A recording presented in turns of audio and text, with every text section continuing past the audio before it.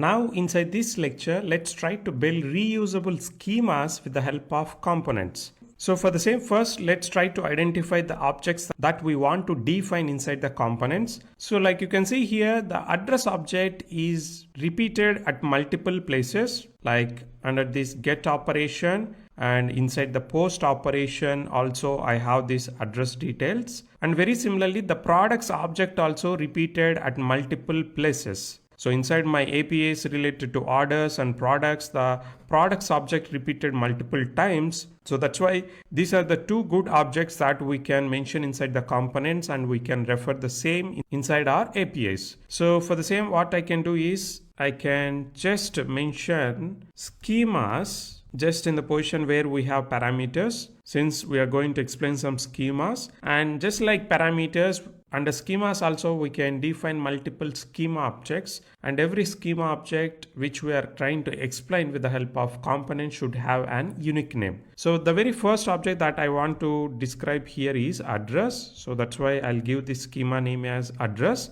Under address, what we can do is we can simply copy paste this entire content and mention here. So let me bring this to the right position. So I'm moving this to left hand side. So now this looks good. So now you can see we have a schema of name address, and you can also see my Swagger editor is doing some intelligent job here, where it is throwing an warning saying that you have defined a schema with the name address, but you have never used this inside your document. So definitely to fix this warning, we have to use this address schema or address object inside our document. Then this warning will get resolved automatically. So in order to use this address object which we have defined inside components, what we have to do here is we just have to remove this entire content after address inside our API of type get. So let me remove this, and when we remove the actual schema data, definitely we have to refer it from the components position. So the syntax is $ref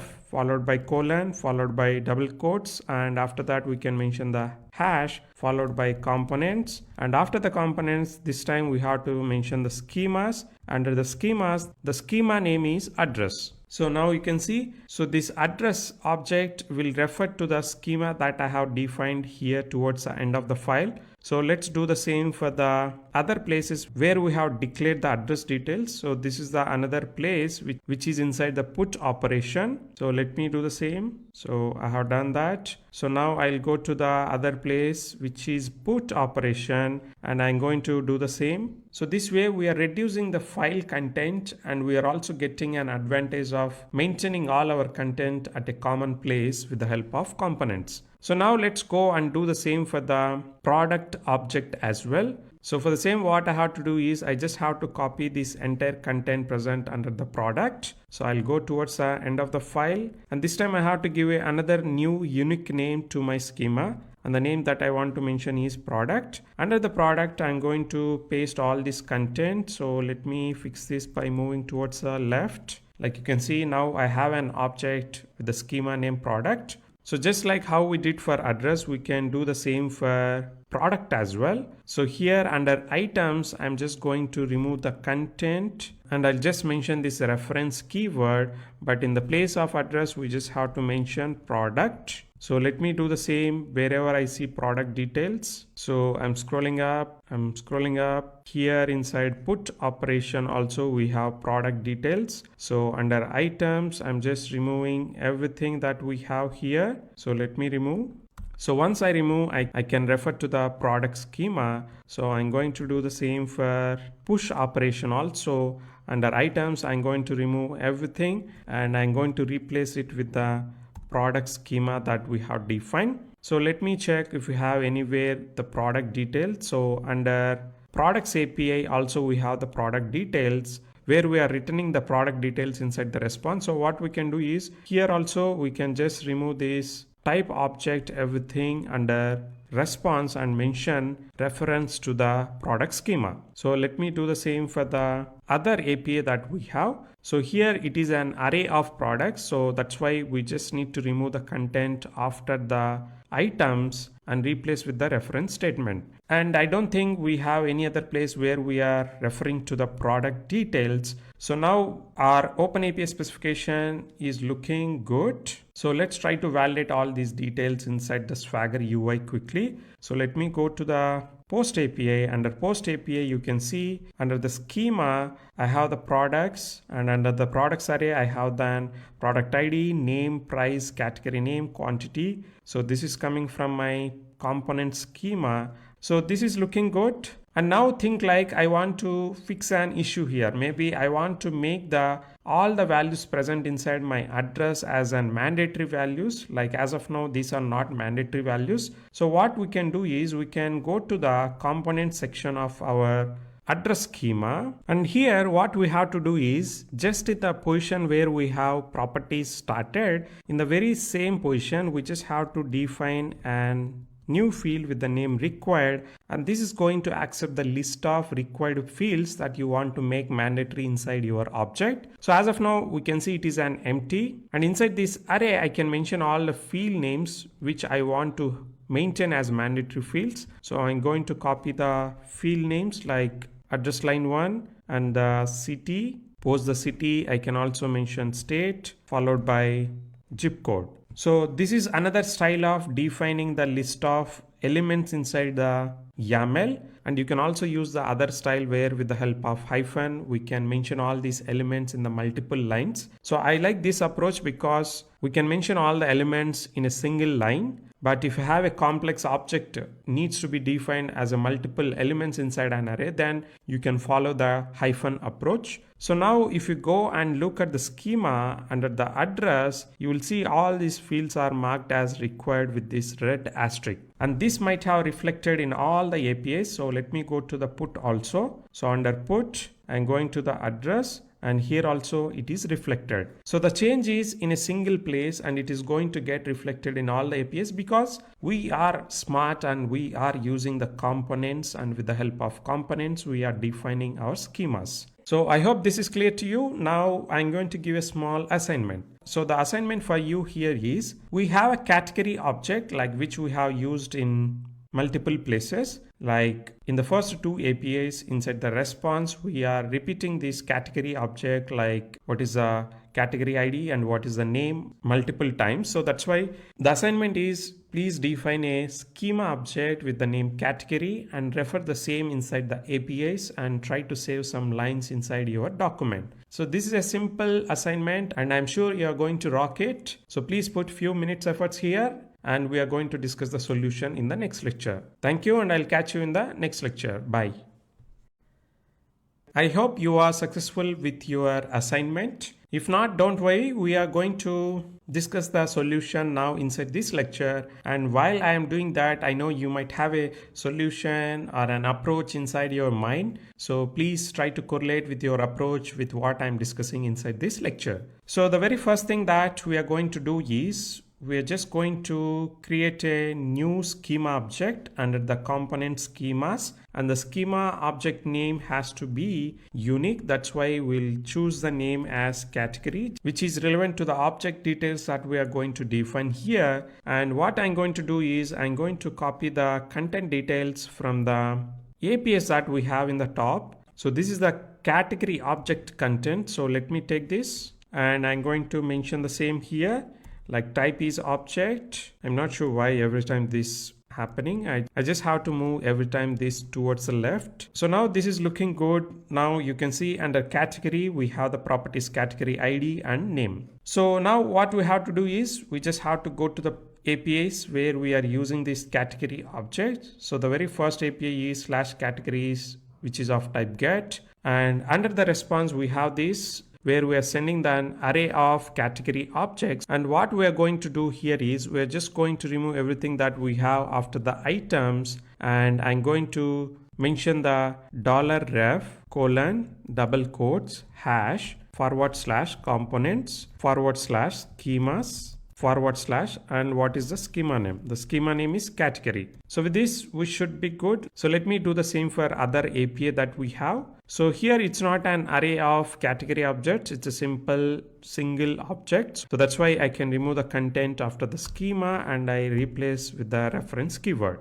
So this is the solution. So let's quickly see inside the first two APIs that we have under categories. So let me go to the response structure, and here if I go to the schema, you can see under the category we have the category ID and name. So with this, we have successfully implemented reusable schemas inside our OpenAPI with the help of components. So as part of this, we have built 3 schema objects inside components, one with the name address, and the second one is with the name product, and the third one with the name category. So I hope this is super helpful and enough of practicing around this concept. But if you find any other schema object we have inside our document, feel free to implement them so that the content of our document will get reduced. Thank you, and I'll see you in the next lecture. Bye.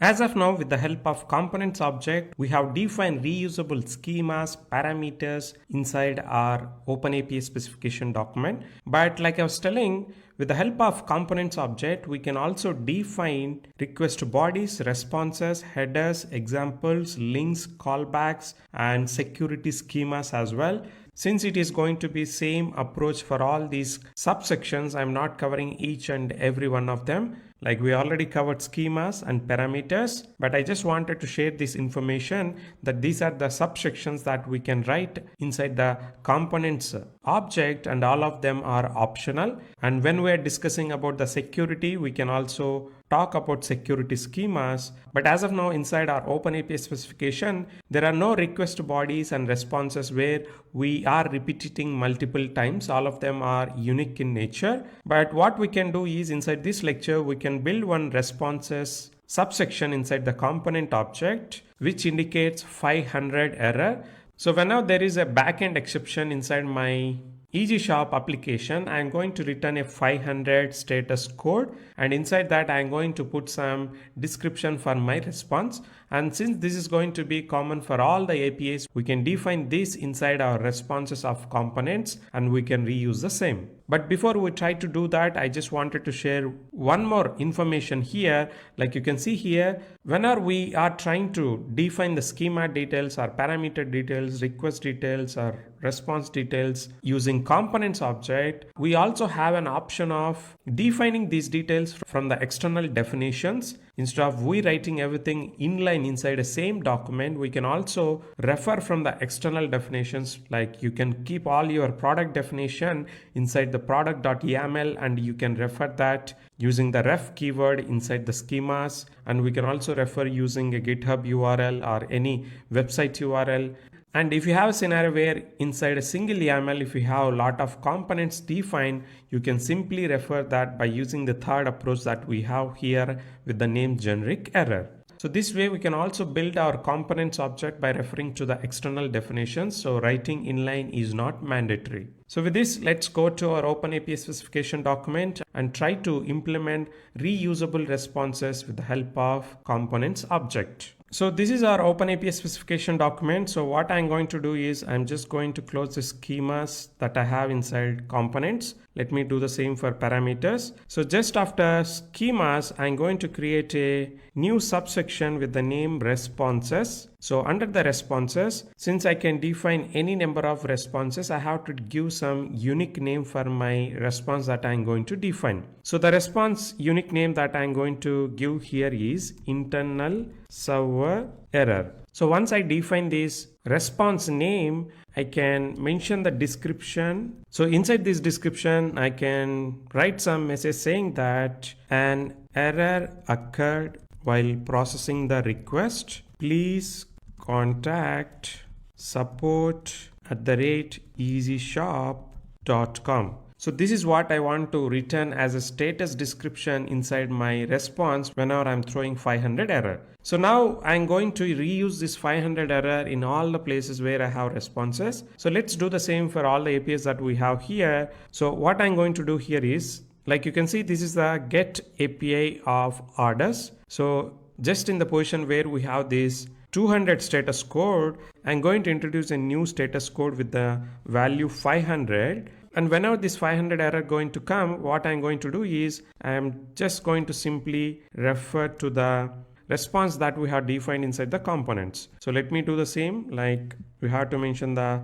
hash followed by components followed by responses followed by what is the response name, like internal error is the response name. So we are getting an error because it's an invalid name. So the actual name is here internal server error. So let me copy the same here. So with that you can see the error has been resolved. So now I can do the same for all the responses that I have. So for delete we have a response. So just after 204 I'm going to define this 500 response. So let me do the same for put operation that we have, and after put I'm going to do the same for post operation as well. So here you can see we have defined this 500 response for all the orders API. So let me do that quickly for the product APIs as well. So I'm mentioning the same here. So let me do the same for another products API that we have here. So I'm mentioning this 500 status code here just after this 200 response. So let's do the same for category APIs as well that we have.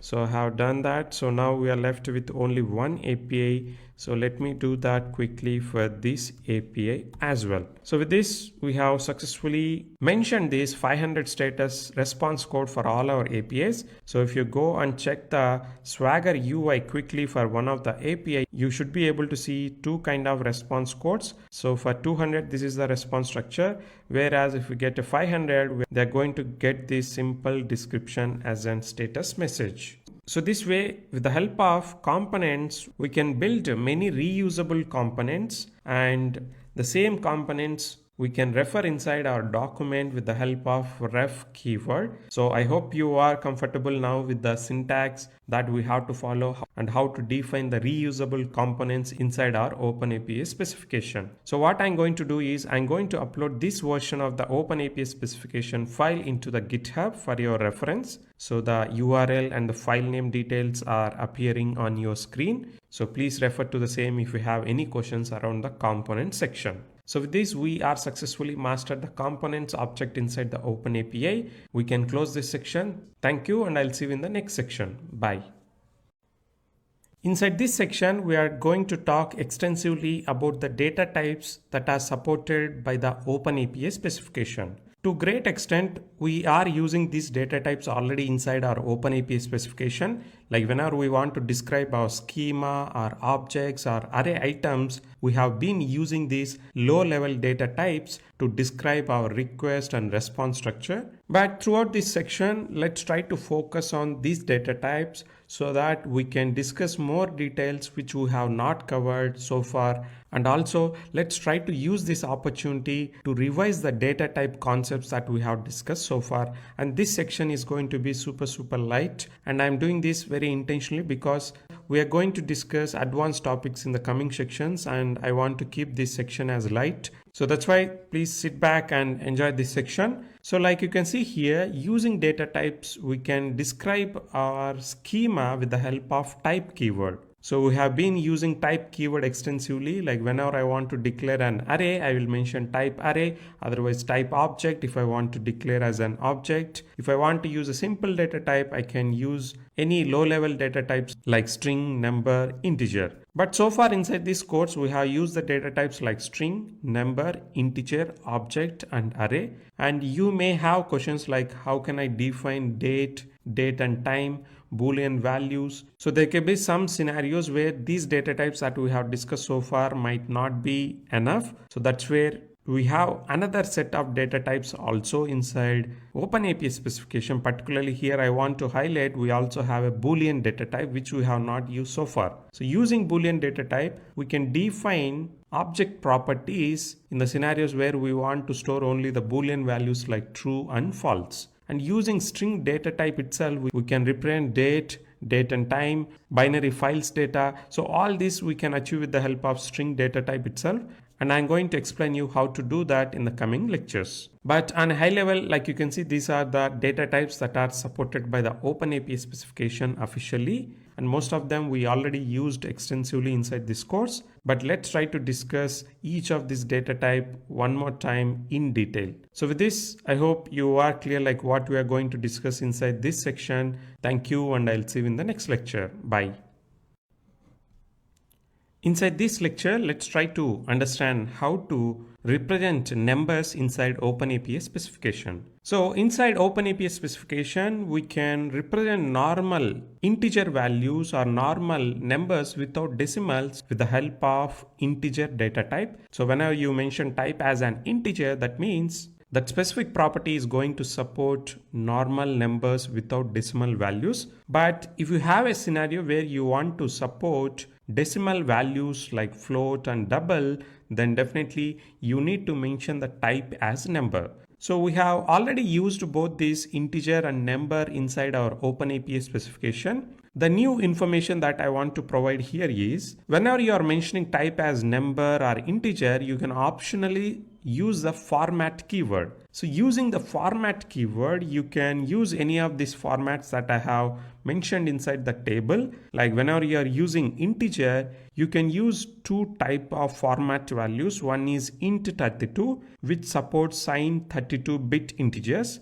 But if you have a requirement where your integer number is going to be super long, then you just have to make sure you are mentioning the format as int64. So this is an indication inside OpenAPI specification to represent very long numbers. And similarly, whenever we are using decimal numbers, we can use either float or double values. So in the scenarios where you want to represent your data type as a float number, then you have to use the format as float. Otherwise, you can use a format as double. And since this format is an optional, you can simply ignore that. So whenever you're not mentioning any format, that means you don't have any restrictions around your number. It can be float or double, and at the same time it can be int32 or int64. But if you want to be very specific about your numbers, then you can use this format that is supported by the number and integer data types. And at the same time, whenever we are using this number or integer, we can also use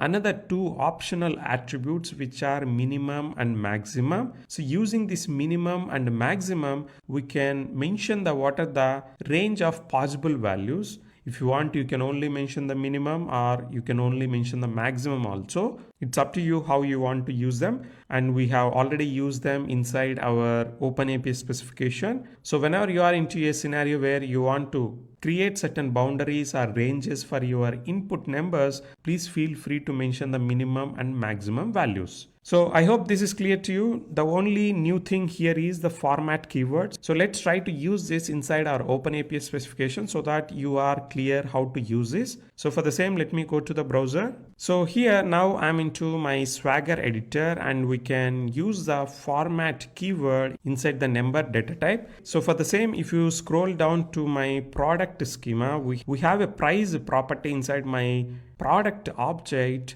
and this is of type number. So as of now, with this information, my consumers are not clear like whether it is going to support float or double. So to provide that clarity, I can use the format keyword. But before that, let me show you how this is going to look like as of now inside the schema. So if you go to any of these product APIs and navigate to the schema section and open this product API, you can see under price, it just simply showing the number. So now what I'm going to do is I'm just going to mention the format just after the type and give one of the valid value, which is float. So as soon as I mention this format as float, now if you go and check the schema of product, you can see the number has another information, which is $float. So this is an indication to my consumers and to the automated tools that I'm going to use to generate the code or to generate the mock services. So for all the tools and consumers, this is going to give some extra information about my number data type. So this way we can use format wherever you are using integer and number. So feel free to use the same to provide more details to your consumers. And you can also see under the examples, the price is showing as 999. Though it is a number, it is not showing the decimal value. The reason might be inside our examples, we have mentioned the price as 999.00. So this is equivalent to 999. So what I'm going to do is I'm going to change this value to 999.22. So then in that scenario, you can see my price is showing along with the decimal values. So this way, please try to give some good and accurate examples to your consumers so that they are clear like this price is going to support the decimal values as well. So let me correct the same for the other examples here. So I'm going to change everywhere to 99 instead of double zeros. So now in all the places it is showing correctly like 999999. So I hope this is clear to you, like you are clear about everything around the numbers data type. Thank you, and I'll see you in the next lecture. Bye. Now inside this lecture, let's discuss our favorite data type, which is string. So like I was telling before, using string, you can represent multiple data types like date, date time, and file formats as well. So I know you might have questions like how is it possible with just a type as string we can achieve all this. So again, here also the format is playing a key role here. So whenever I use format as date, my string data type is going to act like an full date data type which holds date value only. But if I have a scenario where I want to represent both date and time, then I have to give the format as date-time. And similarly, we also have other formats like password. So whenever we mention password as a format, so this is a kind of indication to the tools like Swagger UI to mask the input. So it will just show all dots. So that's the purpose of password, and it's a secured feature, you can say. And in the scenarios where you want to represent like file data or images data, which will have bytes data and binary data, then you can use the format as byte and binary. And apart from these formats, which are officially supported by the OpenAPI specification, there are certain good amount of formats which are being extensively supported by the automation tools that are developed based upon the OpenAPI specification. So these formats like email, UID, URI, hostname, IPv4 and IPv6. So these are all other famous formats that you can use, but please check if the tool that you are using is supporting or not. Accordingly, you can use these formats. But if a specific tool is not supporting these formats, then it will simply ignore that format value and it will treat that as a simple string. So that's the power of data type string. So as of now, we are using string only as a string, but we can explore an option where we can mention a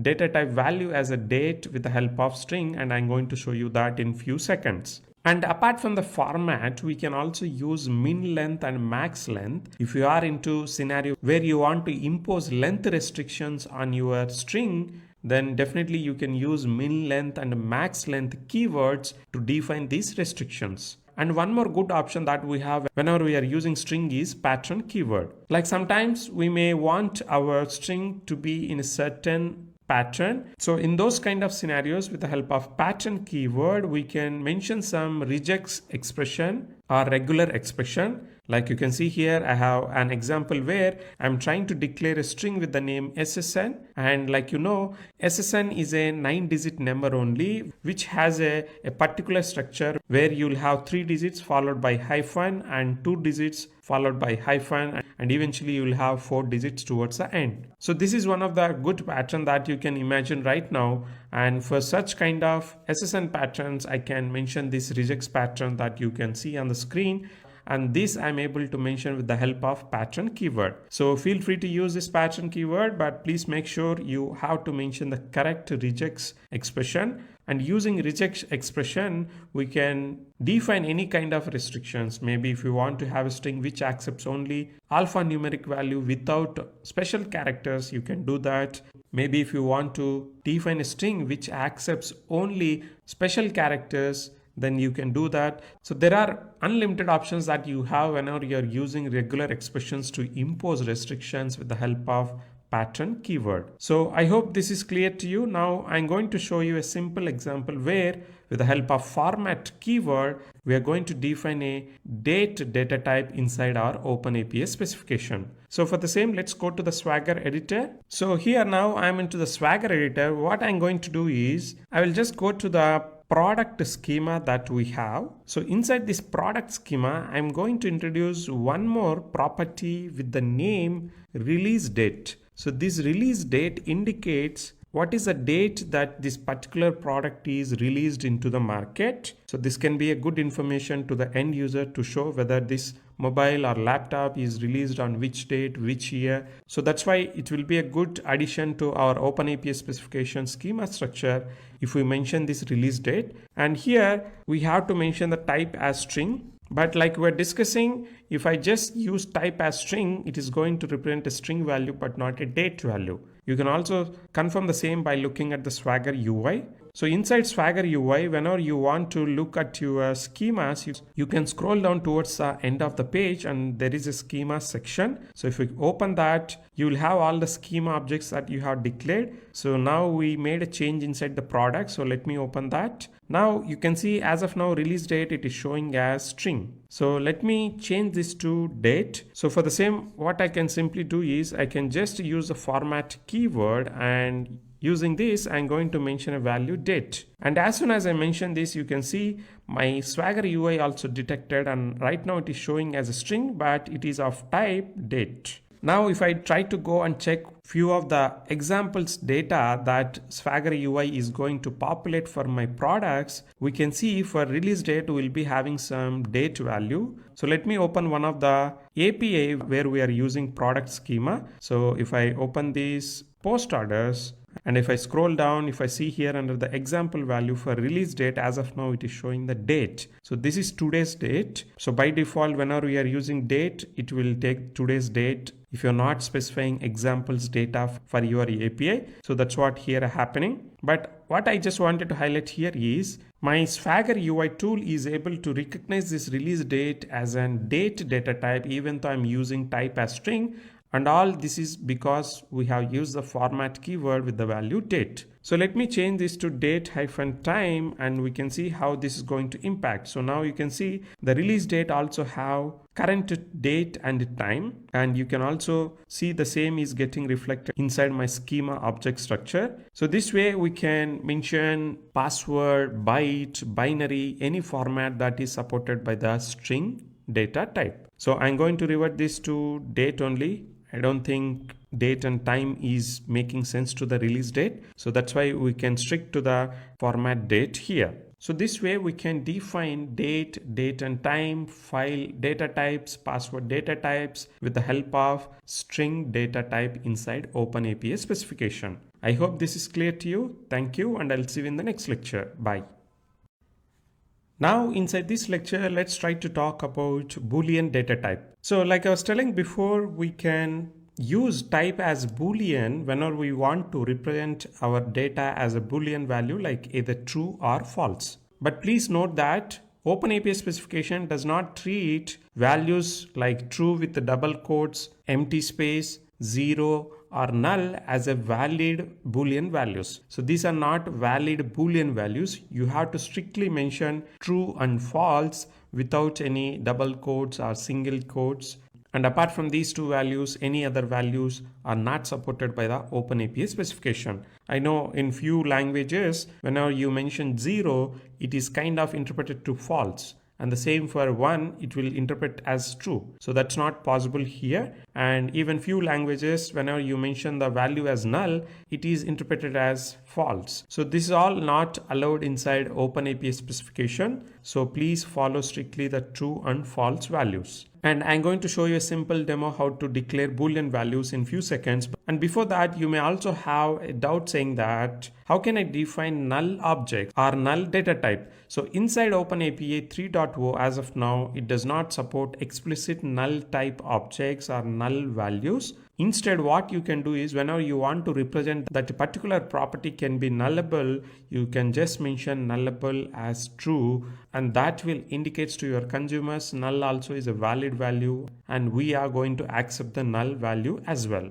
And coming to the files data type, we already spoke in the previous lecture. Like whenever we want to represent files object data types, we just have to use the type as string, but under the format, we can either use binary or byte based upon the data type of your file object. But inside OpenAPI 2.0 or Swagger 2.0, we used to have a files data type separately, but that has been removed inside OpenAPI 3.0, and files data type also brought under the string data type. So that's why please make a note of it. If you are using OpenAPI 2.0, for some reason, you can use the files data type instead of type string. Whereas if you're working on the latest version of OpenAPI, which is 3.x, then definitely you have to follow this type as string, and you have to use the format keyword to represent your files data type. So I hope this is clear to you. Now let me show you an example inside our OpenAPI specification how to define a Boolean data type, so that you will have more details around this. So for the same, let's go to the Swagger editor.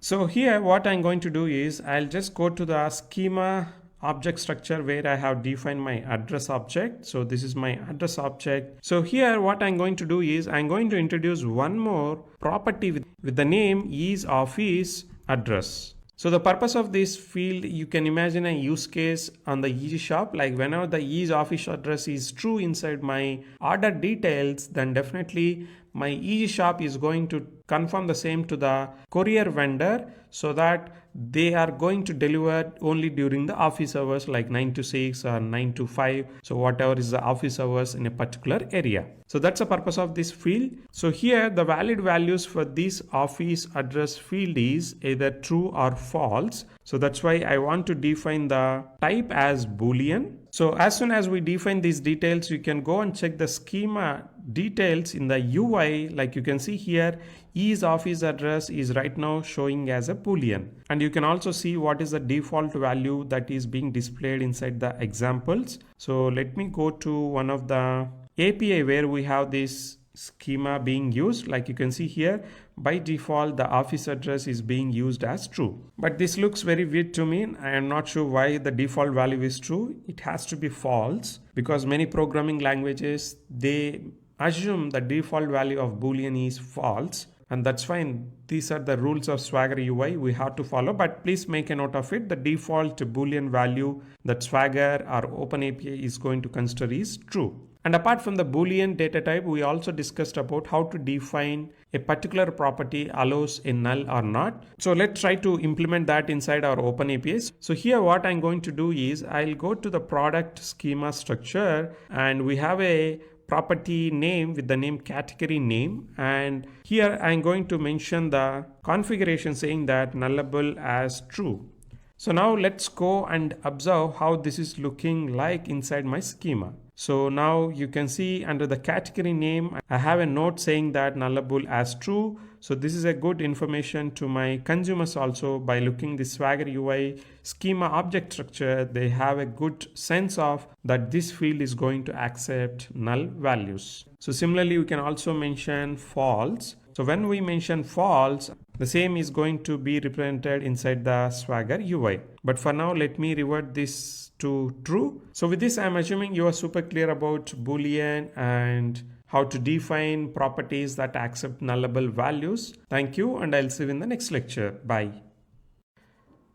Now inside this lecture, let's try to talk about objects data type. Like we are using objects data type extensively inside our OpenAPI specification. So with the help of object data type, we can describe any complex objects that we have, like products, orders, address. So inside a single object, we can define multiple properties that an object can hold. So how we are doing is with the help of properties keyword. Like whenever we are mentioning something called type as an object, then immediately we have to start with the properties keyword. Under the properties, we can define any number of properties with their name, and post defining the property name, we have to mention the type of that property. Is it an integer? Is it an string or date? So this we have done a lot inside our OpenAPI specification, so nothing new here. So the only thing that I want to highlight here inside this slide is, by default all your object properties are optional, and if you want to make any object property as mandatory, you have to use the required tag in the same vertical position where you have defined the properties keyword. So under the required, you can mention multiple property names which you want to maintain them as mandatory, and this you can do with the help of hyphen, which is YAML syntax whenever you want to define multiple array elements, or you can also use the square brackets, and inside the square brackets you can define all your mandatory property names by comma separated. We have done the same inside our OpenAPI specification in the previous lectures, but I just wanted to reiterate one more time that this is an option. You can't mention required is equal to true under each property. Instead, what you have to do is we have to mention all our property names which we want to make them as mandatory with the help of required keyword, and this is going to accept an array of elements. You can define one element or two or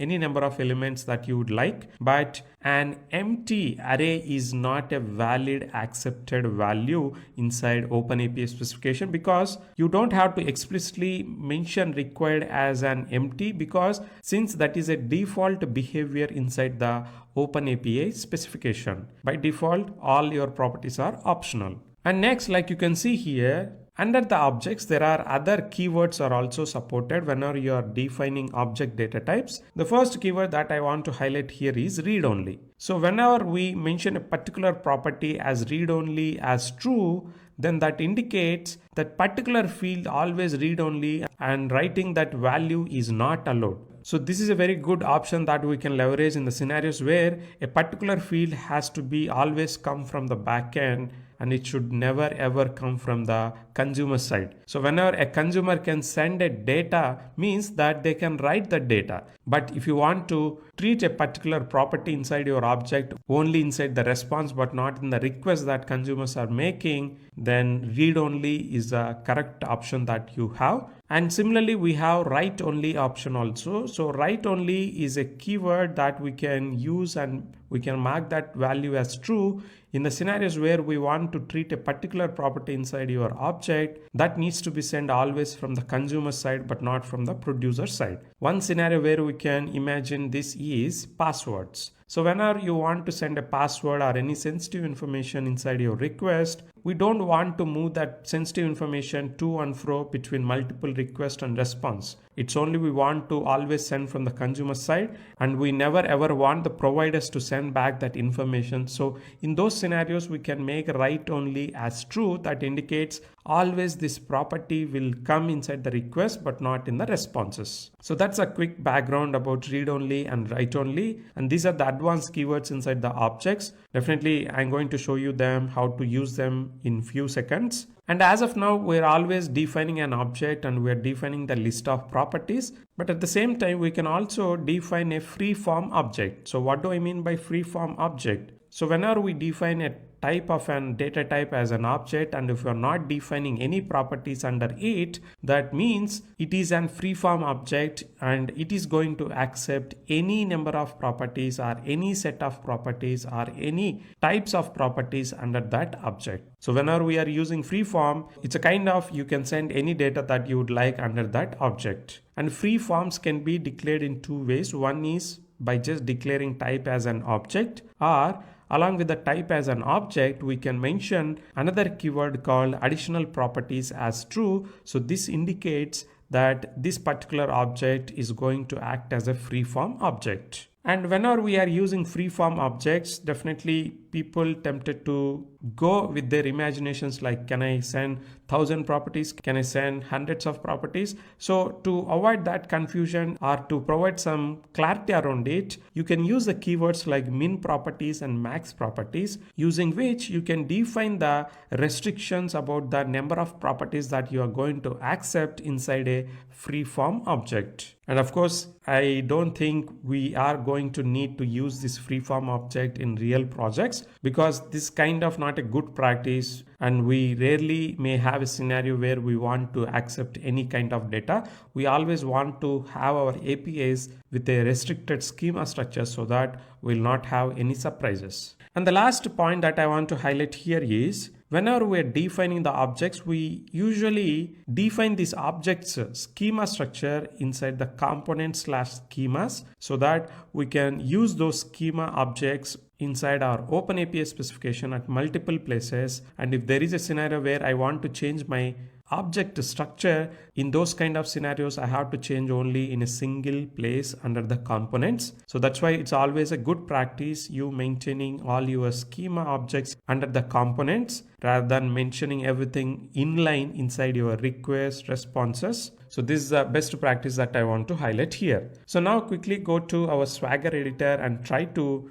do some hands-on around the read-only and write-only properties. So here inside my OpenAPI specification, I have an object with the name product, which I have defined under my component schemas. So here you can see I have a property with the name release date, and I want this release date always come from the producer side, but not from the consumer side. I never ever want my consumers to send the release date again back to my Easy Shop because I already maintain this information inside my database. I again don't need this information from the consumers. It's always should be Easy Shop sending this information to the consumers, which means this release date always should be present inside the responses but not in the requests. So for these kind of scenarios, we can just mention read only as true. So please note that the O is in capital letters. If you don't maintain that in the capital letters, then your OpenAPI specification cannot recognize it because YAML is a case sensitive syntax. So that's why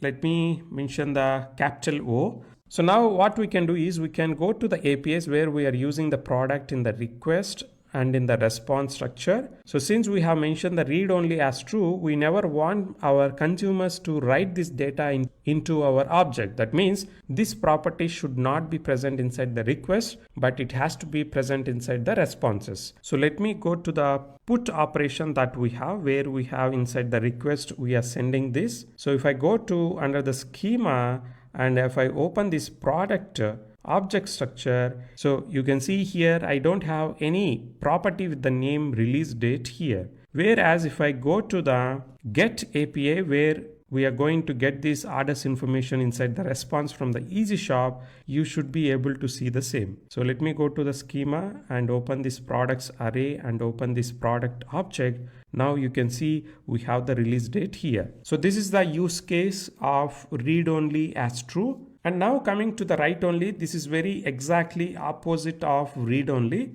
Like whenever you want, if property has to be present only in the request but not in the response, you can use the write only as true. So we can quickly validate the same by changing this read only to write only. For the same, I'm going to erase this read and replace it with the write. So now you can see write only as true. So with this, now my release date will only present inside my request but not in the response. So now if you check the response of the get orders under the schema and open this products array and products object, you should not be able to see the release date here. Whereas if you go and check the put operation of orders API under the request, you should be able to see the same. So you can see here I have a release date. So like you can see, this is the exact opposite behavior of read only as true. But in our scenario, I think we should only maintain read only but not the write only, because we don't have any scenario where we want to have a field which needs to be sent only in the request like password.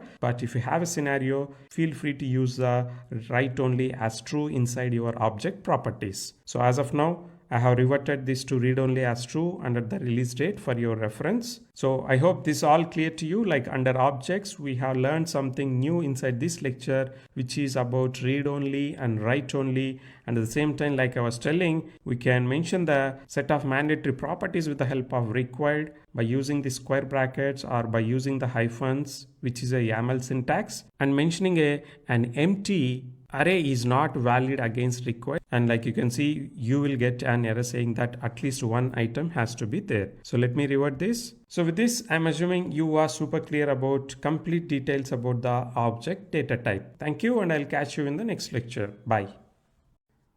Now let's talk about arrays data type. We have been using arrays as well extensively inside our OpenAPI specification. And using this arrays data type, you can define arrays or list of objects or list of items inside your OpenAPI specification. So whenever we are defining type as an array, we need to immediately mention a keyword items. And using these items, we need to explain the data structure or data type of our each of the element that we are going to store inside that particular array. So that makes your items keyword as a required parameter whenever you are using type as an array. And like we discussed in the previous lectures, under items, we can always refer the schema that you have defined under the components with the help of $reference. And we have practiced this enough times inside the previous lectures. But the new information that I want to share here is about the min items and max items and unique items. If you have a scenario where you want to restrict the number of objects that you are going to store inside the array, then you can use these min items and max items. So using min items, you can avoid someone sending you an empty array. Always, if you want at least one element has to be present, then you can mention min items as 1, and at the same time you can also restrict the maximum number of items that someone can send or receive with the help of max items keyword. And the next keyword that we can use whenever we are defining arrays is unique items. If you have a scenario where you want to maintain unique elements inside your array, then you can simply mention unique items as true. So this will add a validation inside your code that you are going to generate with the help of OpenAPI. And if someone is sending duplicate data, it is going to throw an validation. And this unique items keyword also is going to provide some good information to your consumer, saying that I should always be careful sending data inside this array, and I should make sure I'm sending only unique data inside this. And the last point that I want to highlight inside the arrays is nested arrays also is possible. Like you can mention an array inside another array, and you can mention any such nested arrays, and you can go to any deeper level by mentioning arrays inside arrays, arrays inside arrays. It's up to you how complex array you want to define. So like you can see here, I have given an example where I have a requirement to maintain an array of integers. So that's why first I have started with type as an array, and inside items I have mentioned the type again as an array, and inside the second array I have mentioned the items type as an integer. And this is how I'm going to achieve nested arrays inside the OpenAPI specification. So with this, I'm assuming you're super clear about arrays, and we have used this extensively inside our previous lectures as well. But here I just wanted to share new information about min items, max items, and unique items. Thank you, and I'll catch you in the next lecture. Bye.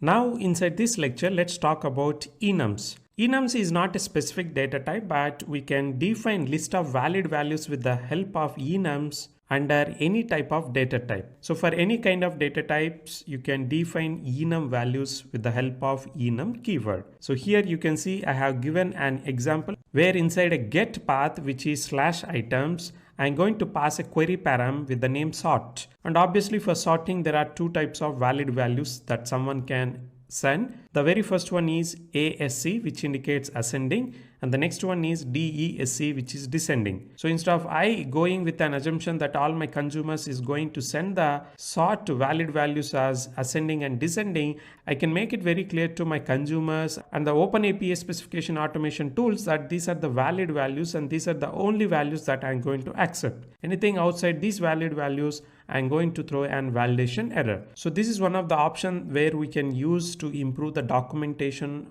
of our OpenAPI specification. So that's why please feel free to use this whenever you have this kind of requirements and you have plans to accept only certain set of valid values. And inside your valid values, if null is also a valid value, you should explicitly mention that inside your enum. So that's one more important point that I want to highlight here. So we have used these enums already inside our OpenAPI specification, but let's try to do this one more time so that you are clear how to use these enums. So for the same, let me go to the Swagger editor. So here inside my OpenAPI specification, I have an address schema object. Under state, I want to add some valid values. So this indicates to my consumers, EasyShop is an organization which is going to accept the orders and ship the orders only in these states, but not in the all states of the country. So in order to indicate the same, we just have to mention the enum. And once we mention the enum, we can mention the list of valid values by using hyphen. So one of the valid value that I want to mention here is California.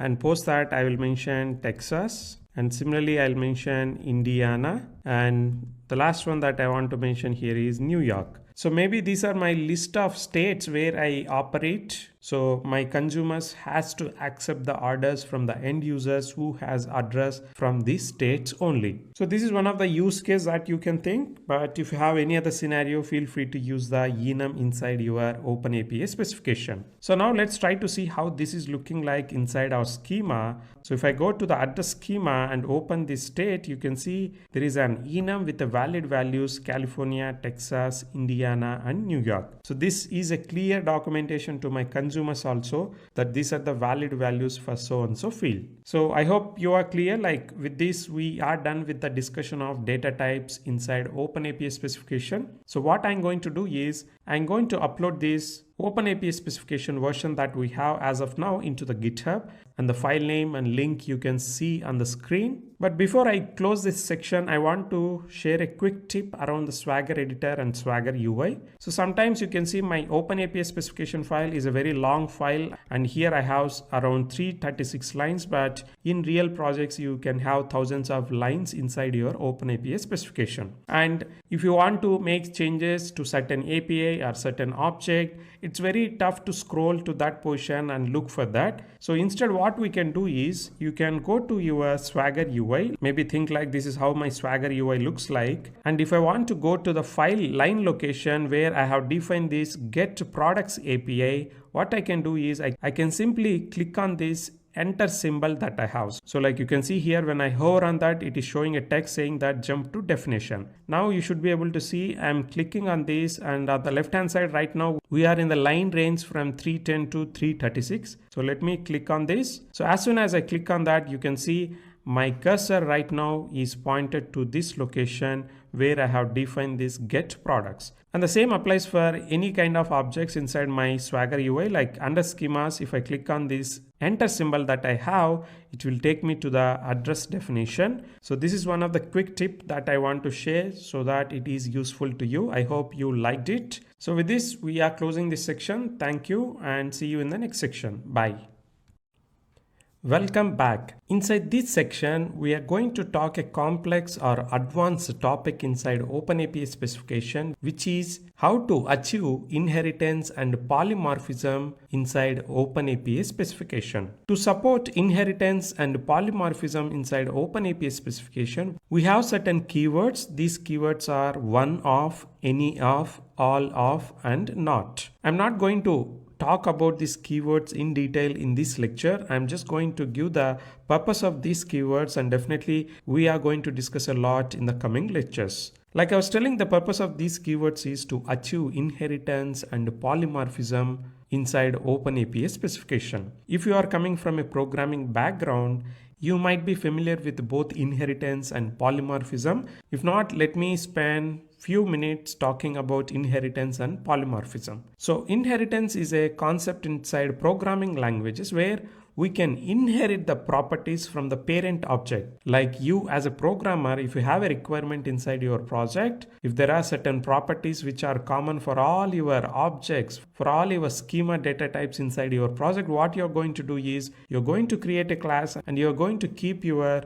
common properties inside that object, and the same object you are going to extend or inherit in all your other classes inside your programming language. So this way, all your classes extending a super class, and this concept we call inheritance. So the same we can achieve inside OpenAPI specification. I'm going to show you an example in the next lecture. So please hold your thought around that. And just like how we have inheritance concept, we also have polymorphism concept inside programming language. So polymorphism means representing a thing in different forms. Like you may have a scenario where your API is going to respond with multiple forms of response structure based upon the scenario. And similarly, you may also have a scenario where your API is going to accept multiple forms of request based upon the scenario. So these kind of scenarios will result into polymorphism, where you're not accepting a single request structure, and at the same time where you're not sending back a single response schema structure. So to achieve polymorphism inside OpenAPI specification, we have keywords like one-off and any-off. And I know you may not get anything from this lecture, but I just wanted to give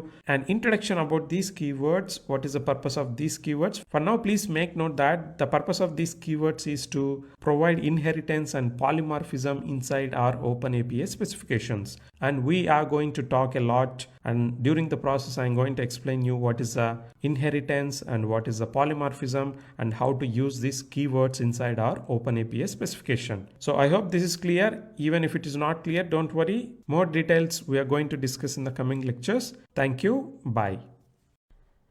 Now inside this lecture, I am going to explain you how to achieve inheritance with the help of all of keyword. So for the same, I am going to create a scenario which is inside our OpenAPI specification. As of now, we have schemas like address, product, and category, but I also want to create new schema with the name mobile and laptop. And under this new schema, laptop and mobile, all of my fields are same in nature, like whatever I have inside the product. On top of like whatever fields I have inside product, there is only one field which is specific to mobile and laptop. So in these kind of scenarios, instead of I defining all the fields that I have inside product again into my laptop and mobile objects, I can inherit the properties from the product object into my mobile and laptop object with the help of all of keyword. So for the same, what I'm going to do is, just after the category, I'm going to create a new schema object. The schema object that I'm going to create is mobile. So here, after giving this mobile, I'm going to press enter and provide tab space. And I'm going to mention a keyword which is all of, and after that I'm going to mention colon and press enter, and I'm going to start an array of elements. And here under this all of, what I'm going to do is I'm going to mention the details of the product object, and at the same time I'm also going to create a new object that holds the unique field of mobile object. So for the same, first I need to refer to the product object that I already have. So since we are going to define multiple objects under all of, we have to start with hyphen. So here I need to start with $ref colon and post that double quotes followed by hash / components / schema / and what is the object schema name. So the object schema name that we have here is product. So this way now my mobile will have all the properties present inside the product schema, and on top of that I can add any other new properties that I would like to add into my mobile object. But here we have a error. That's because here we need to mention schemas, not a schema. So schemas here should be always plural. So please make a note of it. And here I'm going to start a new object, so that's why I have given an hyphen here, and I need to mention type object. So here under the type object, I'm going to define the list of properties that my object is going to support. So like you can see here, the properties that I have inside this object is network type. So this network type is something specific to only mobiles, and this indicates whether my mobile is going to support 4G network or 5G network. So that's why I also define the enum values, and I also mentioned that this network type is a mandatory field. So now if you go and check the mobile schema here, you can see it has product ID, name, price, category name, release date, quantity, and importantly, we also have network type. So here you can see the enum values as well. So how this magic is happening is with the help of all of. So basically, whenever you use all of, whatever object schemas that you have mentioned, all those object properties will be assigned to this mobile object. Very similarly, we can define one more object. So the object name is laptop. So again, I have to mention all of. Post all of, I need to refer to the product schema. So let me copy this value, and I'm going to refer the same. And once I mention this product details, I need to mention the another object details with the help of type object. So now inside this object, I can define the properties which are specific and unique to laptop object. So let me do the same here. So here I'm going to paste some contents. So like you can see here, I have pasted properties. So let me correct the position of them. So this required also has to come to the same place where I have properties, and let me move this RAM field name also towards the left. So now you can see under this new object, I have a property with the name RAM, and it has valid values like 8 GB, 16 GB and 32 GB. So for laptops, I want to have a specific and unique property which is RAM. So that's why I have defined this property inside laptop. Along with that, I also inherit the properties from the product. Of course, you can also question to me here, mobiles also will have a RAM. But for now, I just wanted to go with an assumption that RAM is applicable only for the laptop. So this is just for demo purpose. So I hope you are convinced. So now if you go and check the laptop schema, you should be able to see the RAM property along with the other properties that it is inherited from the product object. So this way we can use all of whenever we want to achieve inheritance inside our OpenAPI specification. And this all of is not something where we can use it only inside your schema object. We can use this inside request, response, wherever you want. So whenever we use all of, it is going to help us in achieving inheritance, because whatever you have mentioned inside all of, it is going to club everything into a single object, and that's how it is achieving the inheritance. I hope you got the purpose of all of keyword. In the next lecture, we are going to discuss other keywords that we have. But before that, let me show you the slide that I have for all of. So here you can see I have just given the same example for your reference, so that in future whenever you are trying to refer to these slides very quickly to brush up your OpenAPI specification knowledge, you can always think of this example where we have products object and we inherited that into mobile schema object with the help of all of. And whenever we are using all of, it is going to accept an array of object definitions. That's why please make sure you are using hyphen whenever you are providing the list of objects that you want to club together with the help of all of keyword. So I hope this is all clear to you. Thank you, and I'll catch you in the next lecture. Bye. Now inside this lecture, we are going to talk about one-off keyword. So with the help of one-off keyword, we are going to achieve polymorphism inside our OpenAPI specification. So in order to show the example of one-off, I'm going to create a new API under the orders tag. So for the same, what I can do is I can scroll up, and just after this orders path, I'm going to create a new path along with its details. So let me copy the content so that we can discuss in detail. So like you can see here, the path name itself is one-off order. So I have choose this name so that you can easily identify this inside our OpenAPI specification.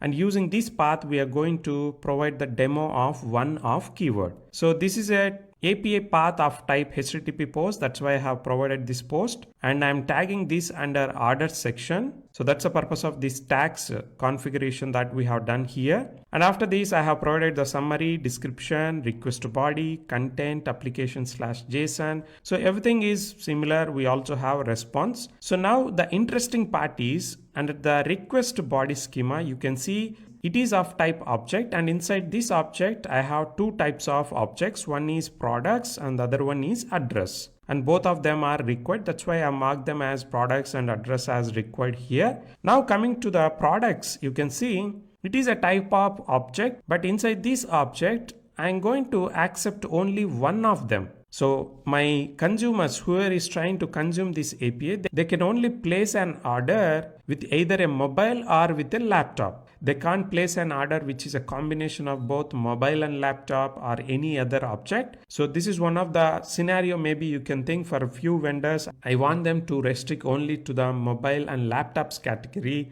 So that's the purpose of this one-off. So let me move this to inside. So you can see here the term one of itself is self-explanatory. Under this one of, you can mention any number of schema details, and the validation that we are going to enforce with the help of one of is only one of the schema is going to be accepted as a valid request, but not the both of them. So that's the purpose of one of. So here your request body is going to follow the polymorphism. So in one of the requests, they can only send only mobile, and in another request, they can only send laptop. So it is changing the forms based upon the scenarios. So that's why we call it as polymorphism, and we have achieved that with the help of one of. And for address, there is nothing new here. It is just an object which is referring to the schema that we have defined with the name address. And even for mobile and laptop also, we have created the schemas in the last lecture with the help of all of keyword and by adopting the inheritance concept. So the same we are using here.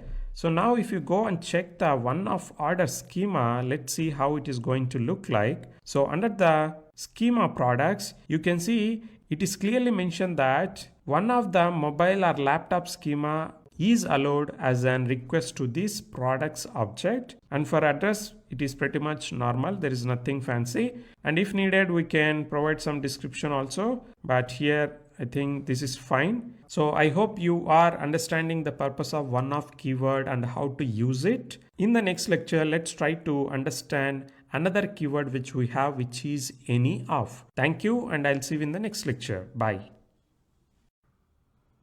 Now inside this lecture, let's try to discuss the keyword any of. So inside the previous lecture, we have created a new API with the name one of order to demo the keyword one of. So let's try to do the same for any of as well. So for the same, what I'm going to do is I'm going to describe a new API inside my OpenAPI specification. And let me paste the content here so that we can discuss. The API name is any of order. So I just choose this name so that you can immediately identify this API using which we are going to describe any of keyword. So like you can see here, this is a HTTP GET. And it is tagged under orders, and this is the summary and description. And since this is a GET API, it is going to accept input in the form of parameters. And we are passing two parameters for this API. The very first one which we are referring with the help of components is order ID query param, which means the very first query param that we are going to receive inside this API is order ID. And the next param that we have here is fetch type. And this is a query param, and it is also required, and it is of type string. And inside this fetch type, you can see the valid values are summary and details. And you can also see I have described this query param fetch type with the help of description. So whenever someone is providing summary as an input to this parameter, inside the response they are going to get only order summary. Whereas if they provide the parameter as details, they are going to get the order summary and the order address as well. So this means when someone is passing details as an input to this parameter, they want everything about the order, like what are the order details, order summary, and order address. Whereas summary means they don't want address details, they simply want the order details like product details, but not the address details. So in this kind of scenario, definitely my response sometimes based upon the input, it will have only order summary, and sometimes it will have both order summary and order address as well. So how to achieve this? So let's observe the response structure that we have. So this is the response structure which we are going to return for 200 HTTP status code, and this is the description, and this is the content application/JSON, and this is the schema. And now under the schema, you can see I'm using any of. So whenever we are using any of, we are telling my schema can contain any of the below schemas. Like here I have defined two schemas, order summary and order address. And of course we are yet to create these schemas inside our components. That's why we are getting this compilation error. So don't worry, we're going to create them in few seconds. So the point that I want you to understand here is, here I am providing two schemas. One is order summary and the other one is order address. So order summary will have only the list of product details, whereas order address will have the address details. So since I'm using any of, the expectation here is my response schema can contain any of these or any combination of these schemas. I can have only order summary, or I can have only order address, or I can have a combination of both order summary and order address. I hope you are getting a sense of difference between one of or any of. So using one of, only one of the schema is allowed, whereas with any of, one or more schemas are allowed from the list that we have defined.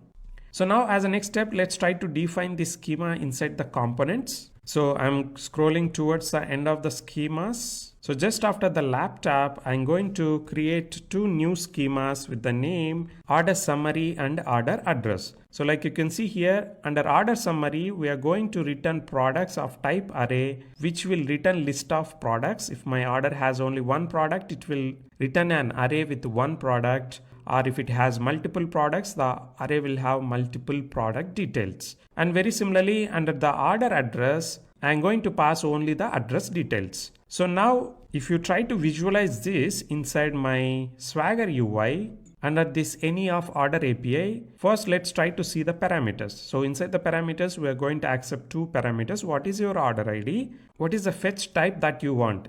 Do you want only summary or you want all details? So whenever they are passing summary as a valid value, we are going to provide only order summary.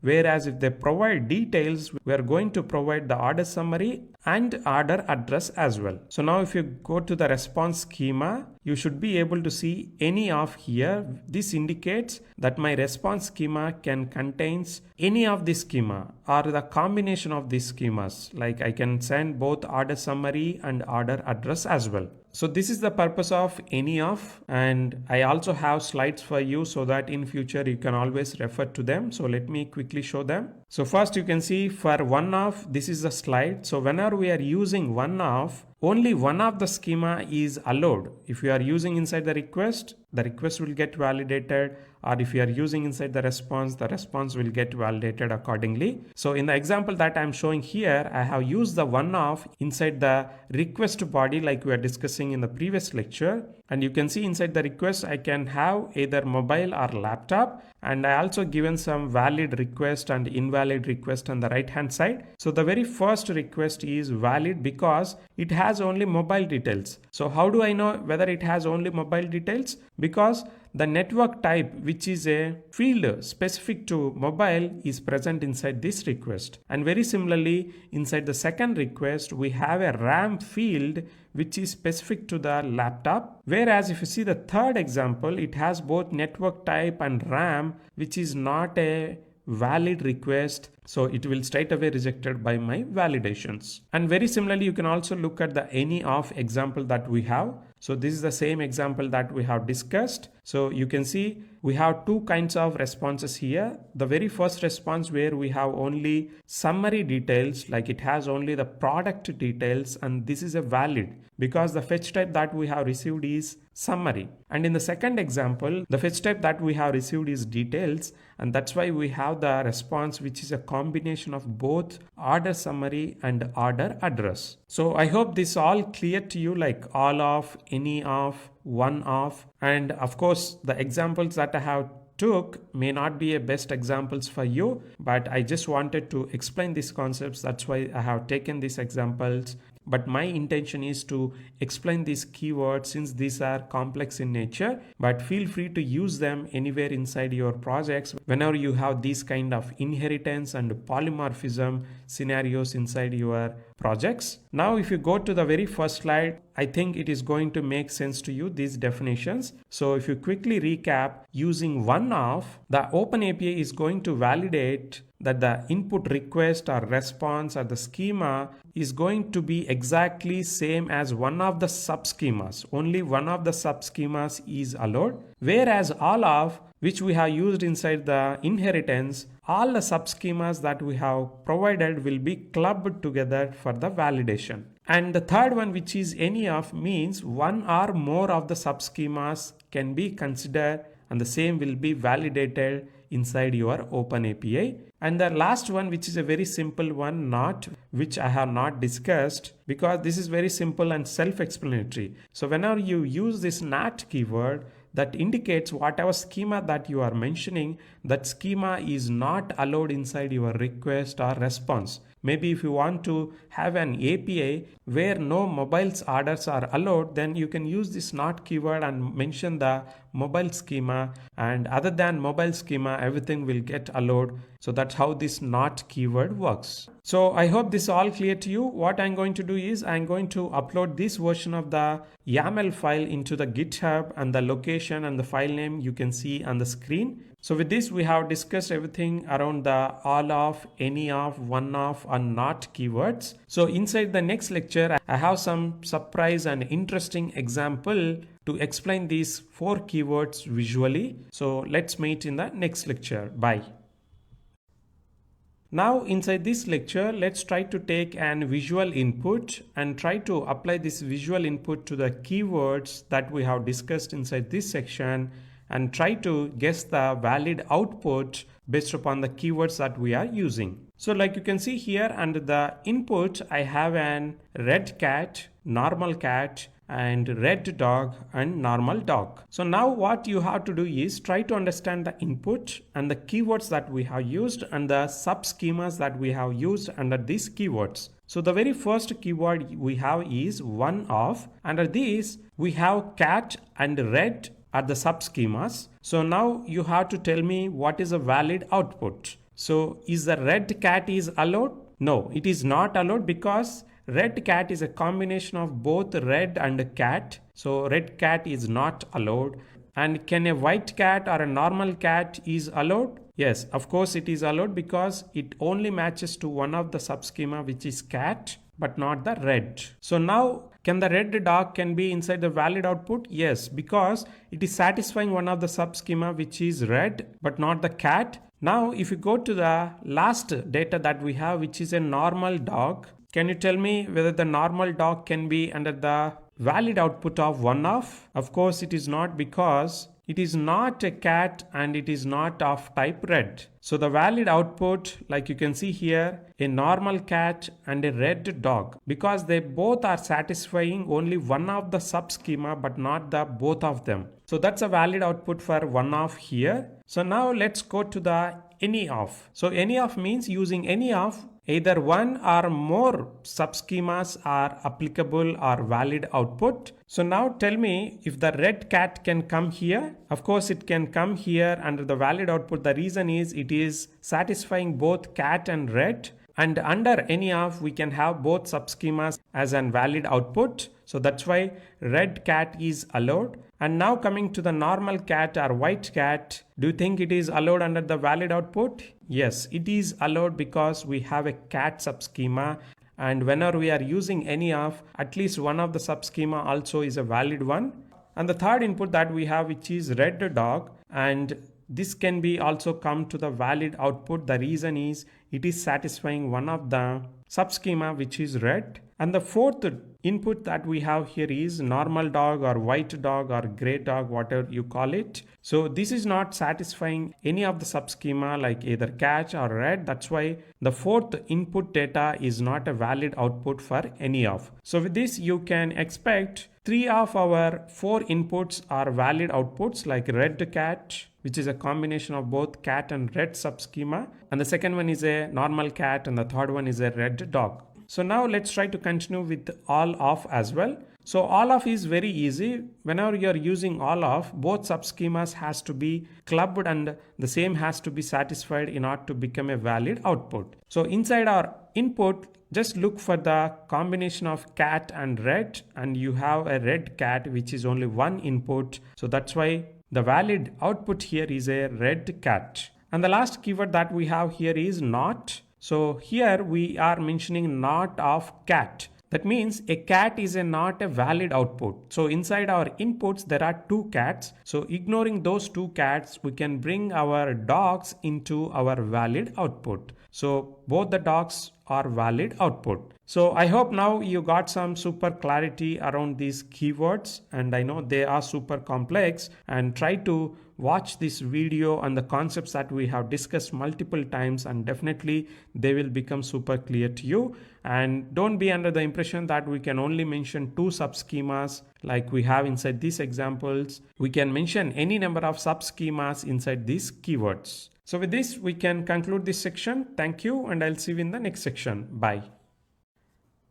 As of now, inside this course, we have discussed many objects and elements that are supported by OpenAPI specification. But now let's quickly validate, are there any pending objects or elements that we are yet to discuss, so that we know what we have already completed and what are the pending items. So like you can see here, these are the root objects that we have inside the OpenAPI specification. So we have discussed about the OpenAPI info, servers, paths, components, tags we have discussed, but we are yet to discuss about the security, external docs, and also we have to discuss about a concept where we can define our own custom objects inside the OpenAPI specification. So definitely we are going to focus on this security in a separate section, but we can talk about this external docs and this X- feature inside the OpenAPI specification inside this section. At the same time, let's check inside paths object once. So if you go inside the paths object, we can define multiple paths. And when we're defining each path, these are the list of objects or fields that are supported by OpenAPI specification, like summary, description, and all the HTTP methods.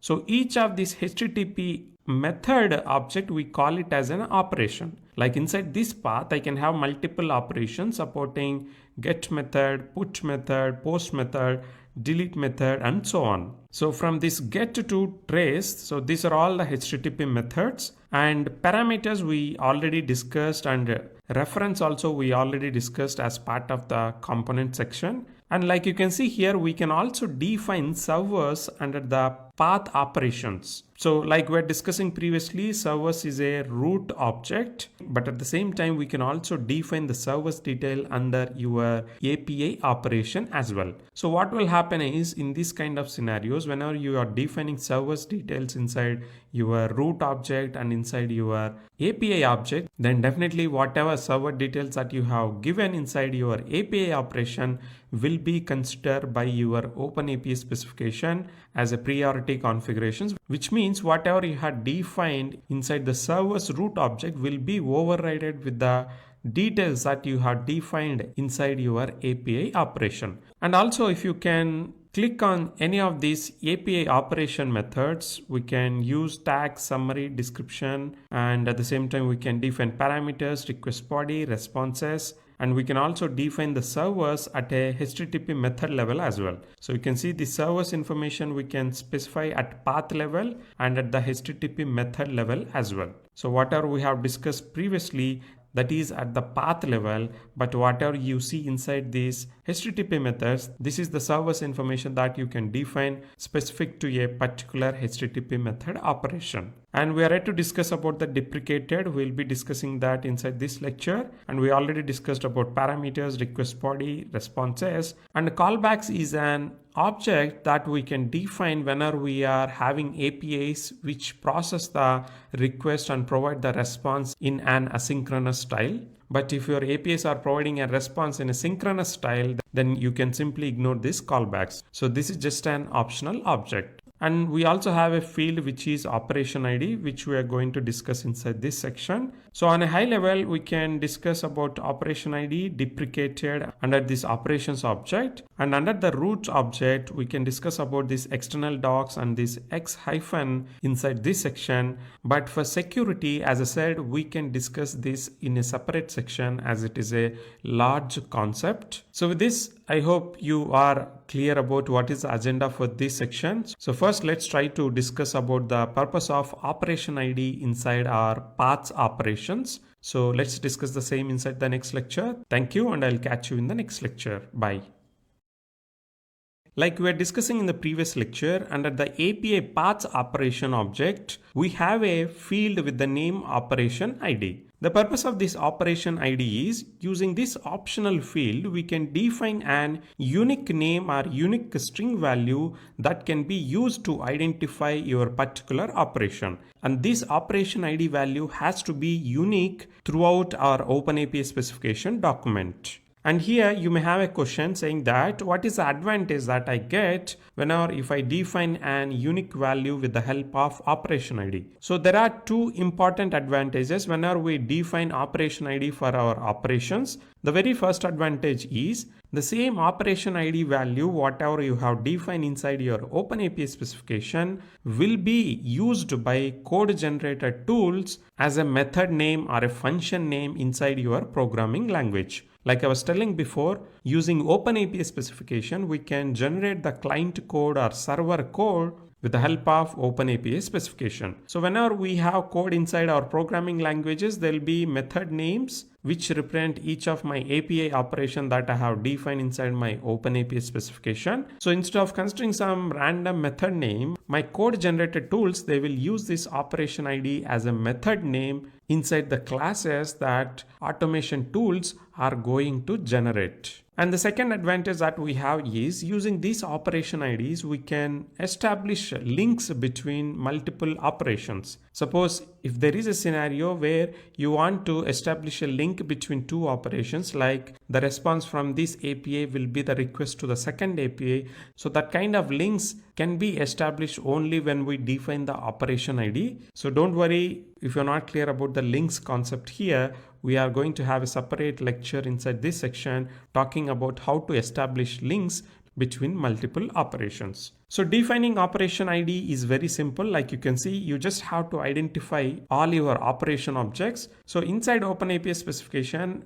we can refer all our HTTP methods as a single operation. Like under a path, we can have multiple operations, or we can also have a single operation. So it is completely based upon the uses of HTTP methods under a API path. So like you can see here, under a categories API path, there is only single operation, whereas under orders path, there are two operations. So under each operation, we can use this operation ID, and using this operation ID, we can provide an unique name. So let's try to provide this operation ID inside our OpenAPI specification document. For the same, let me go to the Swagger editor. So this is my Swagger editor, and I can go to the paths where I have defined my API operations. So under get, we have an operation that supports HTTP GET. So what we can do is just after description, I can mention this operation ID, and of course the position is not mandatory. You can define anywhere just after your HTTP method configuration. So like you can see here, for this operation, I'm providing a name get categories which matches the functionality of this API operation, like using this path, and if someone is invoking with the HTTP method get, it is going to get all categories from the easy shop. So similarly, let me do the same for other operations that we have. So let me close this get. So under these categories / this category ID placeholder path, we have another get operation. So here what I can do is I can mention operation ID saying that get category details. So this operation is always going to give only single category details. So that's why I have mentioned this. So very similarly, let me look for other API operations. So under products, we have get method. So for this one also, we can provide operation ID as get products.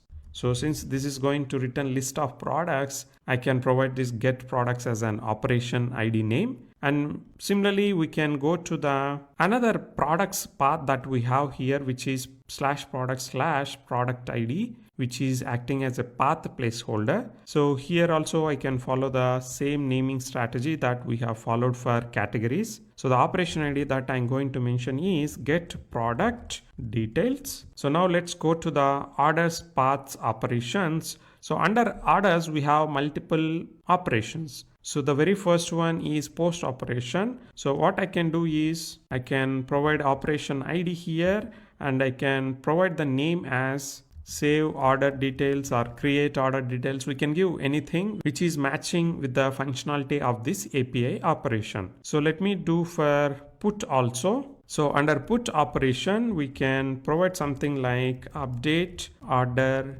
details. And now I'll go to the delete API operation, and here also, like you can expect, I'm going to give the name as delete order details. And let's do the same for the get operation as well. So just after description, I'm going to mention the operation ID and provide the operation ID name as get order details.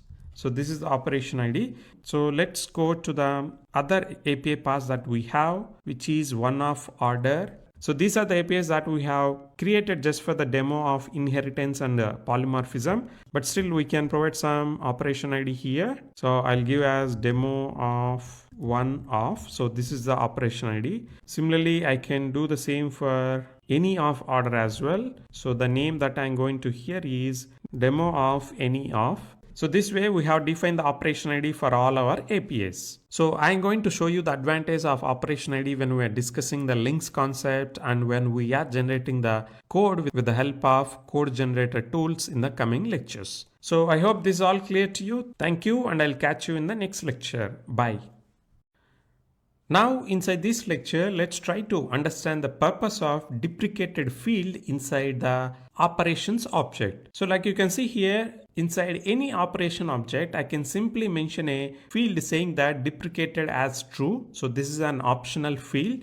But whenever I mention this deprecated as true inside any API operation, inside Swagger UI, it will be showed as a deprecated operation. So like you can see here, the last operation that we have inside the Swagger UI screenshot, it is a deprecated operation. So the question that you may have is, why do I need to mention deprecated as a true? Instead, I can simply delete the entire operation. So there might be some scenarios where you want to give your consumers an indication saying that please don't use this API operation. In the coming versions or in the coming months, this operation is going to be deleted. So instead of you deleting that entire API operation on a day suddenly, you're just giving a heads up to the consumer saying that from now onwards, please don't use. There is a good chance that this API operation will get deleted in the future. So this is very similar to our deprecated classes and methods inside programming languages. Like whenever your programming language like Java, Python, they're getting upgraded from version to version, definitely the developers team, they will not remove the classes and methods straight away because they still want to provide that backward compatibility at least for few next versions. So that's why they will use this deprecated option. So very similarly, this can also happen with our APIs that we are going to develop in the backend servers. So whenever we have these kind of scenarios, using this deprecated as a true, we can communicate to consumers that this is a deprecated API. So now we are clear about the purpose of this deprecated field. So let's try to introduce a new operation inside our OpenAPI specification and mark the same operation as a deprecated operation. So for the same, let me go to the Swagger editor. So this is my Swagger editor. So what I'm going to do is I'm just going to create a new path. So the new path name that I want to choose here is /orders/order ID. So the order ID input parameter I'm going to accept as a path param. So for the same, we can copy the content from the get operation of orders because this is going to be very similar, just with a few differences. So let me copy all this content and paste inside my new path that I am introducing here. So this is a get and this is tagged under orders and this is the summary and this is the description. So operation ID, I need to provide something unique. That's why you are getting an error here. So I can say get order details using path param. So that's the operation ID that I can provide. And now you can see parameters we have defined inside our components. So let's go to the same parameter configurations. So here under components, we have these parameters. I'm going to create one more parameter because this parameter should be accept as a path param. So that's why I'm going to rename this as order ID path param and the name will be order ID and in should be path instead of query. And it has to be required is equal to true and schema type is integer. So now I can take this and I can go to the API that we are trying to introduce here and I will refer the same inside my parameter section. So with this, everything else should be same, like response will be same. So now you can see under orders, we have multiple API paths. Like for get orders, we have two different API paths. So using this any of the APIs, my consumers, they can get the order details. The only difference is this API is going to accept the input in the query param, whereas the second API is going to accept as a path param. So think of a scenario, I don't want to support the path params going forward and I only want to support the query params. So in these kind of scenarios, what we can do is we can use the deprecated field and just to mention the true. So as soon as you mention this deprecated as true, you can see this entire API path is highlighted in a gray color and with a striking font. So even if I click on that, you can see there is a warning saying that this is a deprecated operation. So this is an indication to my consumers also, do not consume this API as it is deprecated and it may get deleted in the coming days. So this is the purpose of deprecated field inside the operations object. I hope this is all clear to you. Thank you and I'll catch you in the next lecture. Bye. Now inside this lecture, let's talk about links inside OpenAPI specification. So links is a new feature that is introduced inside OpenAPI 3.0 version. So using links, you can describe how various values returned by one API operation response can be used as an input for the other API operations. So there is a good chance inside organizations like where all these APIs are interrelated. So these kind of relation between the APIs can be described or established with the help of links feature provided inside the OpenAPI specification. So like you can see here, this is an screenshot from the official documentation and everything is described very clearly with a single screenshot here. So if you look at this screenshot closely, we have an API which is going to create the user details using the HTTP post method. And whenever we invoke that HTTP post method, we are going to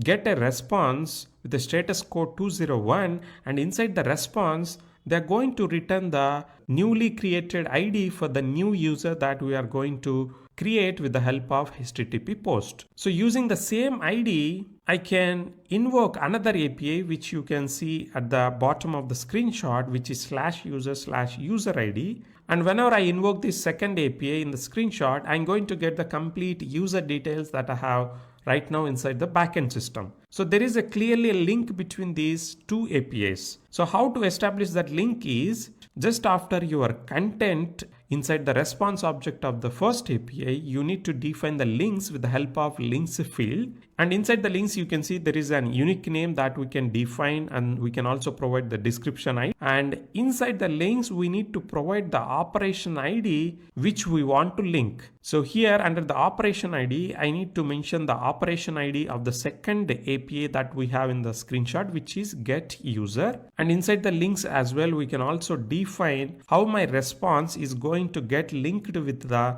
second API request. So if you see here, my second API is going to accept the parameter as an input and the parameter name is user ID. So the same parameters I can define inside the links, and the value that I'm going to pass is from the response of my API. Inside the body, there is a variable called ID. So that's why we can define the same with the help of $response.body #ID. Because inside my body, the field name is ID, whereas inside the request of my second API, the parameter name is user ID. So I did a kind of mapping inside my links configuration. So this way we can establish links between multiple operations, and this can be a good information to your consumers to understand your APIs better, so that they don't have to look for from where this user ID I'm going to get whenever they are trying to invoke the second API. They can simply look at this links information and they can try to correlate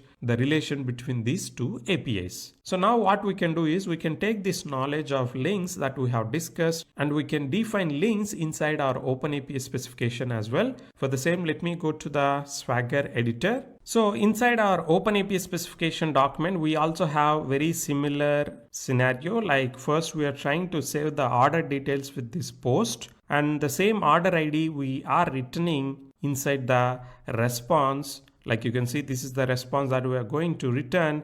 and inside this response we have a value called order ID. So the same order ID, it can be used inside my get operation. So this is my get operation. As of now, you can see inside my post operation under responses, the links information it is displaying here is no links, which means there is no relation or links established with the response of this API operation with the other operation. So let's try to build that relationship here. So for the same, first what I can do is I can go to the component section. So just like how we have defined these responses, schemas, and parameters, very similarly we can also define the links as well. In order to define the links under components, we just have to define this links field, and post that you can define your links details. So you can see this is my unique name that I'm giving for these link configurations or details that I have written. Under this links information, I'm providing what is the description. So under the description, I'm just mentioning the order ID value returned in the response can be used as an input parameter in the get orders API. So the operation ID that I'm going to link is get product details. So if you go and look this get product details, we have defined this under the get operation. So this is the same operation ID I'm trying to mention inside our links. And since my get product details is going to accept a query parameter with the name order ID, I need to fetch that from the response with this syntax like $response.body /order ID. So this name, which is order ID, has to match with the name that we have inside our get operation. So if you go and look at these parameters that we have inside the order ID query param, the name will be order ID. So that's why please make sure you are following that naming convention. And very similarly, whatever value that you are defining here just after the body, the same field has to be present inside your response. So if you go and check the response of your HTTP post method, you can see the property name is order ID inside your body. So now what I have to do is I just have to simply refer that links information from the components. So for the same, you just have to be in the same position where your content is staying. So just after your content, just mention links, and after that you can press enter and provide a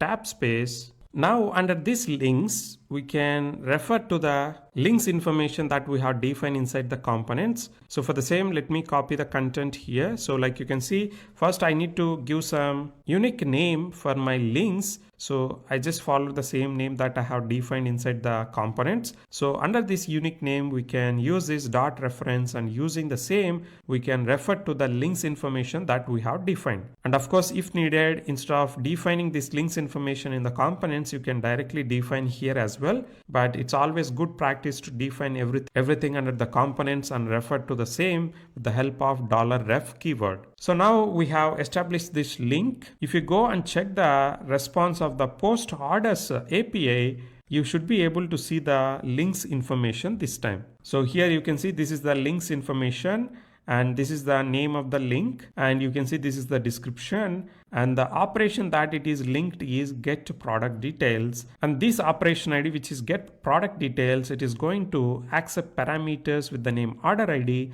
and the value for this order ID can be the same value that we have returned inside this response object under the body with the property name order ID. So this way we can establish links between your APIs as well, and this is going to be super helpful for your consumers whenever there are some APIs where a response of an API can be used as a request to the other API. So this is a kind of giving a knowledge transfer to your consumers without talking to them. So by looking at this information, they can clearly understand the links between your APIs. I hope this is all clear to you. Thank you, and I'll catch you in the next lecture. Bye.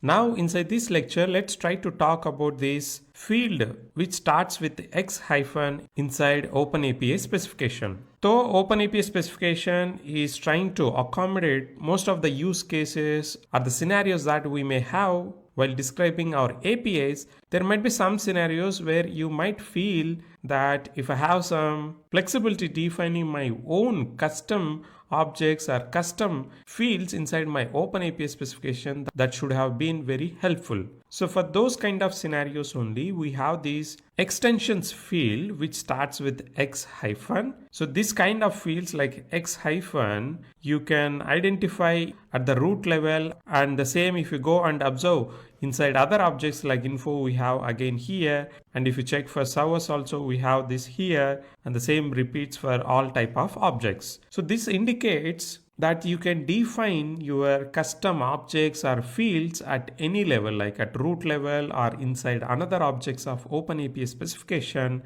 But the only rule that you need to follow is whatever custom fields or objects that you are trying to create inside your OpenAPI specification, you have to start with the pattern which is X followed by hyphen. So let's try to talk about this and try to introduce some custom fields inside our OpenAPI specification. So like you can see here, we can call this feature as OpenAPI extensions. So using extensions, we can define our custom properties that starts with a value which is X hyphen. So with these extensions, we can define objects, arrays, simple fields, simple data types. So anything is possible. It's just that you need to make sure you have to follow the pattern which is X hyphen. So like I was telling before, these extensions are supported at the root level of the API specification and inside the following objects. Like you can see, we can write under info section, path section, individual paths and operations, operation parameter, responses, tags,